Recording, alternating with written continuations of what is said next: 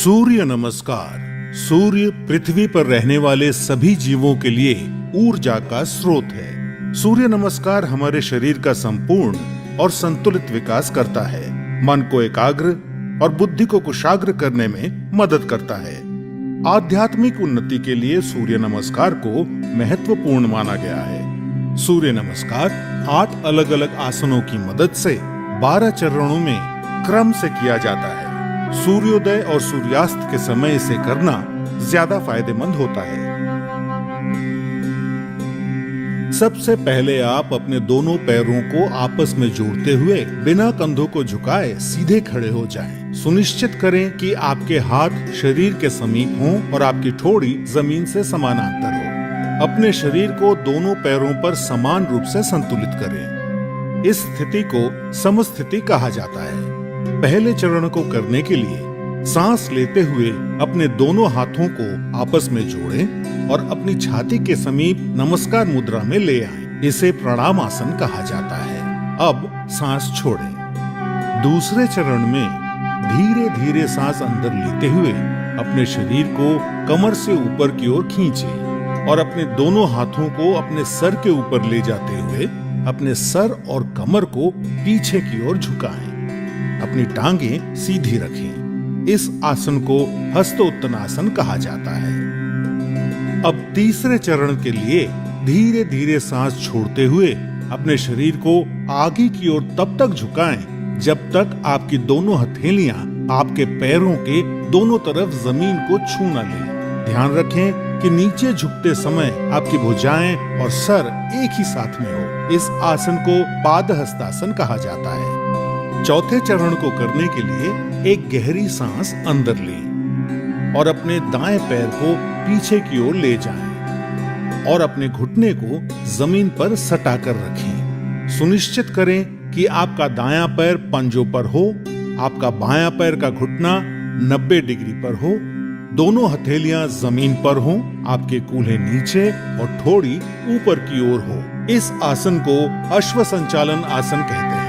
अब पांचवें चरण में एक गहरी सांस छोड़ते हुए अपना बायां पैर इस प्रकार पीछे ले जाएं कि वो आपके दाएं पैर की सीध में हो। सुनिश्चित करें कि आपके हाथ और कंधे सीधी रेखा में हों और साथ ही कंधे, पीठ और नितंब भी एक ही सीध में हों। इस आसन को संतुलन आसन कहा जाता है। इस स्थिति में धीरे धीरे सांस लें।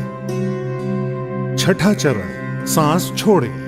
अब अपने दोनों घुटनों को एक साथ जमीन पर रखें और अपनी छाती और माथे को भी जमीन पर रखें। सुनिश्चित करें कि आपके कूल्हे ऊपर की ओर और आपकी कोहनियां आपके शरीर के समीप हों। इस आसन को साष्टांग नमस्कार आसन कहा जाता है क्योंकि आपके शरीर के 8 अलग अलग अंग जैसे दोनों पांव के पंजे, दोनों घुटने, दोनों हथेलियां, छाती और माथा जमीन को छूते हैं। ध्यान रखें कि आपके शरीर का वजन 8 अंगों पर सामान्य रूप से वितरित हो।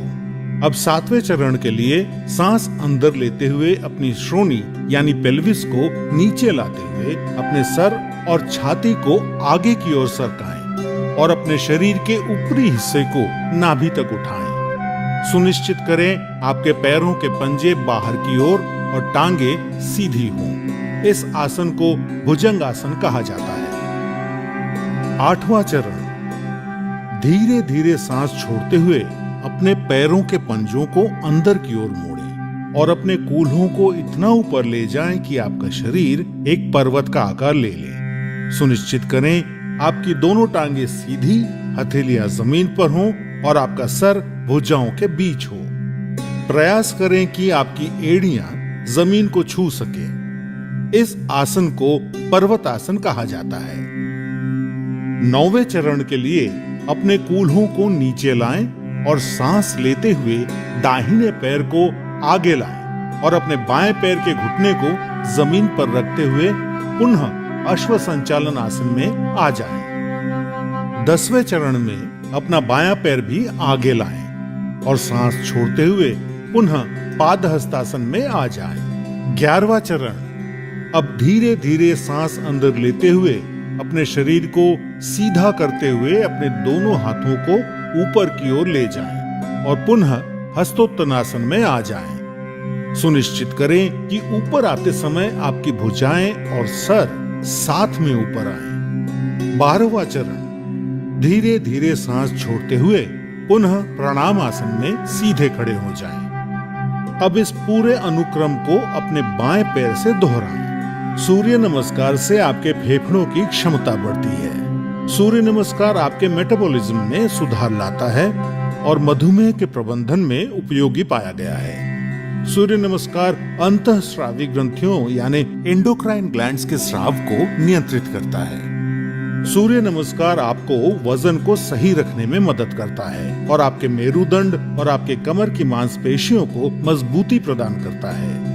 उच्च रक्तचाप यानी हाई बीपी के रोगियों को इस आसन को सावधानी के साथ करना चाहिए। हर्निया और पेप्टिक अल्सर के रोगियों को सूर्य नमस्कार नहीं करना चाहिए। सायटिका, सर्वाइकल स्पॉन्डिलाइटिस और अक्यूट आर्थराइटिस के रोगियों को भी सूर्य नमस्कार नहीं करना चाहिए। महिलाओं को मासिक धर्म के समय और गर्भावस्था में सूर्य नमस्कार नहीं करना चाहिए। नियमित रूप से सूर्य नमस्कार का अभ्यास आपके शरीर को विषाक्त पदार्थों से मुक्त यानी डिटॉक्स करता है और आलस को हटाकर पूरे शरीर को सक्रिय करता है।